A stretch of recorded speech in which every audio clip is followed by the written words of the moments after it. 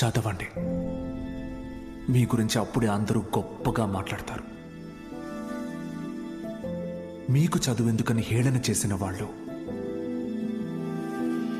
మీ పరిస్థితిని చూసి అవమానించిన వాళ్ళు, ఆడపిల్లలు పెళ్లికి మాత్రమే పుట్టారు అనుకున్న వాళ్ళందరూ మీ గురించి గొప్పగా మాట్లాడుకోవాలి.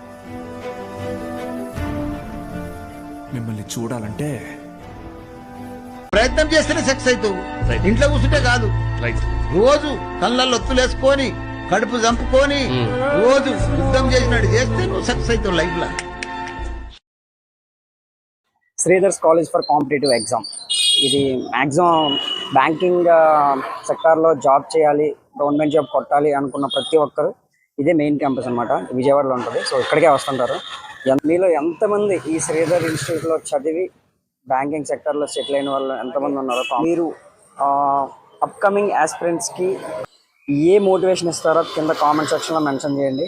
సో వాళ్ళు ఏదో ఒకటి హాస్టల్లో ఉంటూ రూమ్స్లో ఉంటూ చాలా స్ట్రగుల్స్ ఫేస్ చేసి ఇక్కడికి వస్తుంటారు. ఇక్కడ చాలామంది నేను స్ట్రగుల్స్ ఫేస్ చేయడం చూస్తున్నా. వన్స్ ఇది ఇక్కడ స్టడీ హాల్స్ అని అండ్ లైబ్రరీ అని ఎక్స్ప్లెనేషన్స్ హాల్స్ అని ఇలా చాలా ఉన్నాయి. ఫోకస్డ్గా ఉన్న వాళ్ళు చాలామంది ఉన్నారు. అండ్ మోటివేషన్ కోల్పోయి ఇంకా గివప్ ఇచ్చేసిన వాళ్ళు చాలామంది ఉన్నారు. గివప్ ఇవ్వకుండా 4-5 ఇయర్స్ నుంచి కూడా నాకు జాబ్ రావాలి, ఇదే నా డ్రీమ్ జాబ్ అనుకున్న వాళ్ళు కూడా చాలామంది ఉన్నారు.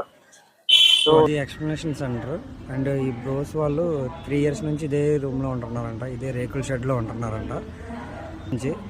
సో వాళ్ళు ఎంత స్ట్రగుల్ అవుతున్నారో, వన్స్ ఒక్కసారి కానీ బ్యాంకింగ్ సెక్టర్లో జాబ్ వచ్చేస్తే, అంటే వాళ్ళ డ్రీమ్ జాబ్ వచ్చేస్తే వాళ్ళు పడిన కష్టం మొత్తం మర్చిపోతారు కదా. ఎస్, మోటివేషన్ అనమాట. సెల్ఫ్ మోటివేషన్ అంటే ఈ కాంపిటేటివ్ ఫీల్డ్లో సెల్ఫ్ మోటివేషన్ అనేది కంపల్సరీగా ఉండాలి. కాంపిటేటివ్ కోచింగ్ అని 3 ఇయర్స్ నుండి ఇదే రూమ్లో ఉంటున్నారంట బ్రోస్. ఆ బుక్స్ చూస్తేనే భయం వేసేస్తుంది. కానీ ఇలాంటి రూమ్లో ఇన్ని స్ట్రగుల్స్ ఫేస్ చేసి ఒకసారి జాబ్ కొడితే ఉంటుంది. వెహికల్ రూమ్ అనమాట. ఇదే ఫ్యాన్, ఇదే బెడ్స్.